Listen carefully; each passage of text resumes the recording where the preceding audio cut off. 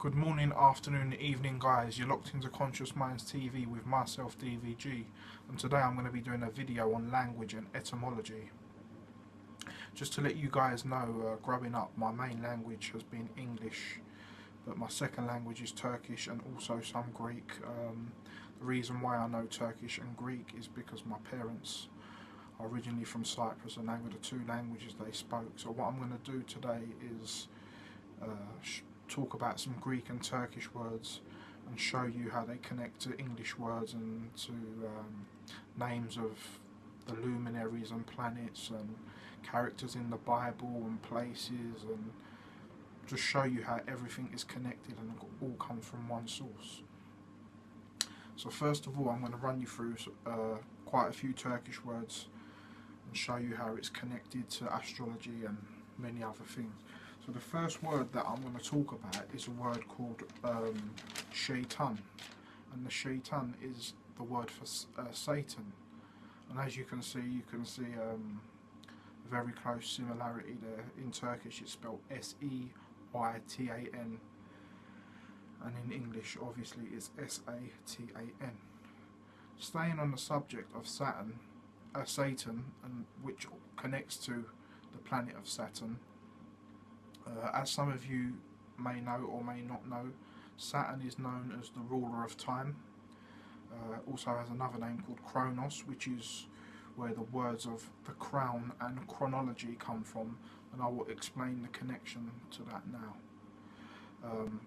So basically, like I said, Saturn is known as the ruler of time, where they say when we come into the physical existence, the first ring we go through is the rings of Saturn, because that is the furthest up in the cosmos. There's 7 spheres that our spirit ascends through to come to Earth and to go back to the source, and they are the Moon, Mercury, Venus, the Sun, Mars, Jupiter, and then Saturn. And also that connects to the chakras within your body, and the chakras are 7 energy centers within the body. So you've got your root chakra, which is red, that represents the moon. Then you've got your sacral chakra, which is orange, which represents Mercury. Then you've got your solar plexus, the yellow one, which is Venus, and then you've got your green Venus, and then you've got your green chakra, which is your heart chakra, and that represents the sun. Going up, your blue chakra, which is the throat, that represents Mars. And then you've got your third eye, which is like indigo, which represents Jupiter. And then you've got your top one, which is the purple chakra, which represents Saturn, Kronos, hence why the royals wear a crown, which is where the word crown comes from, the word Kronos. And this is why you see the royals wearing purple capes and many elite groups, because they're harvesting and practicing Saturnian energy, basically. So that was a brief little history on the word of Saturn and Satan and Kronos and how it's all connected. And like I said, it's the same in Turkish. So the word for time in Turkish is saat, which is S-A-A-T. So again, it has that similar connection as Satan, Saturn, and it all syncretizes to the same meaning. The next word I'm going to talk about is a word called ateş, which means fire.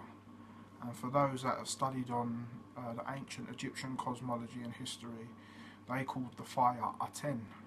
So as you can see, it's just one word swapped around. The S and the N in Turkish is ateş, and in Egyptian the sun or fire is called Aten. So again, almost the same word, just a few different letters. The next word I'm going to talk about is the word atam, which means forefather. And for those of you who know Santos Bonacci, if any of you don't, I suggest you check his work out. He's a very, very intelligent man, and he's got some amazing work on astrotheology, flat earth, the Bible, the body, cell sorts, all sorts. He literally, anything esoteric and spiritual, You can check his work out on mrastrotheology.com. He talks about how all languages are atomic and everything comes from the word atom. And the word atam in Turkish means forefather. So again, there's a connection there showing the same meaning. The next word I want to talk about is a word called on in Turkish, which means 10. And I know that the binary code is ones and O's, which is 10, and the 1 represents it being on, and the 0 represents it being off. So again, that has a connection there as well. Also, a lot of the Turkish months are called have the same as a lot of the Jewish months. The names like July is called Temmuz, in Jewish it's called Tammuz.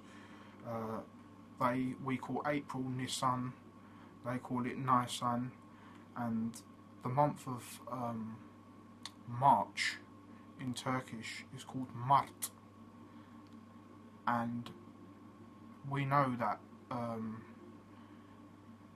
March is in the sign of Aries, and Aries is ruled by Mars. And also in Turkish there's a word called marş, which is like an anthem, like an army anthem where the armies march to. And also that's called M-A-R-S, Mars. But it's not pronounced as Mars, it's pronounced as marş.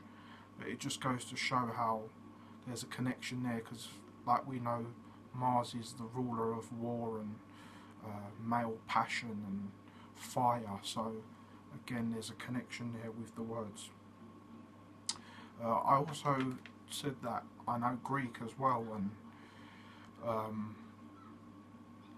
there's a lot of words in Greek and also some in Latin that I've noticed as well that have a lot of similar connections to English as well, but I'll touch up on the Greek ones.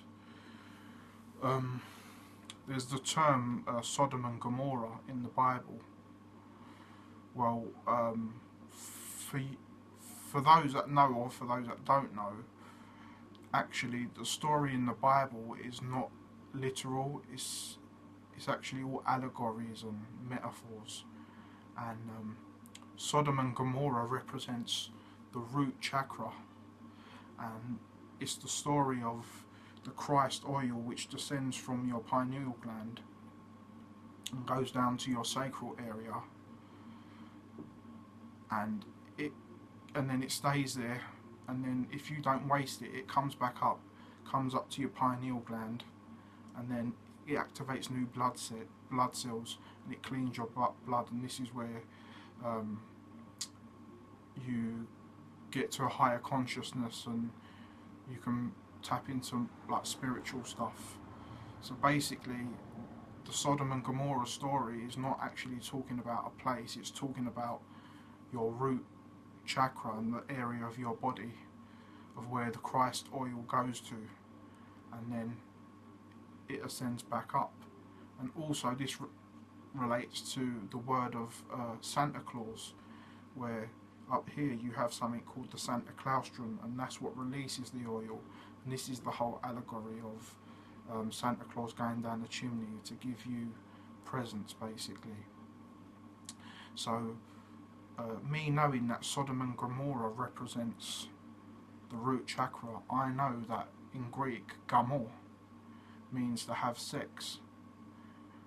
So that's a syncretism there straight away if you connect the two and know what it's all about. Sodom and Gomorrah is about your root chakra and your private parts, and in Greek, gamo means to have sex, so there's a blatant connection there.